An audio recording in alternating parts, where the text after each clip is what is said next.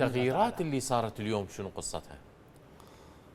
بالاتفاق مع القوى السياسية. أنا أقول التغييرات أولا احترامنا للي كانوا السابقين وتم استبدالهم، جزاهم الله خير، قدموا ما قدموا، ضحوا ما ضحوا. والتغيير أنا أعتبره تغيير إيجابي مو سلبي دائما.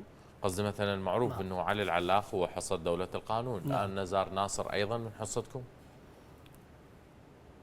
ما نعرف والله، ما عندكم معلومة؟ ما عندنا معلومة أنه هسه هذا حصة منه صار، لأن احنا قبل ساعتين صارت التغييرات. بس باسم البدري يعني دولة قانون بعد ما ندري هسه حصة باسم منه صار بالضبط.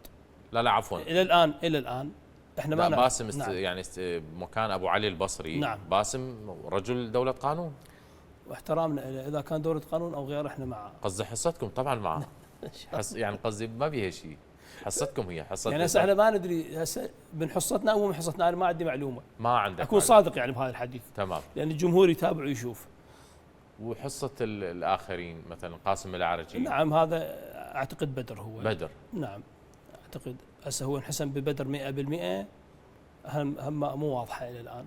القصة مستمرة بعد اكو تغييرات على قادم الايام؟ اكيد. بالاتفاق. تغييرات كثيره بالعراق راح تصير. التغييرات منا لمده سنه. التغييرات راح تبدي منا تقريبا لمده سنه. ليش؟ يعني السيد رئيس الوزراء عنده رؤيه انه يصحح المسار حسب رؤياه، حسب قناعاته. فبالتالي هاي التغييرات اجت تصحيح مسار؟ كل رئيس وزراء عنده رؤيه معينه بانه انا دكتور هاني في هذا المكان يكون افضل من هذا المكان، وبالعكس ايضا. الان مثلا ابو علي البصري صار في لجنه اسناد مكافحه الفساد، لجنه كبرى هاي، مو لجنه سهله، ولجنه عملاقه هاي، قد تكون انا برايي اخطر من الامن الوطني. بالضبط.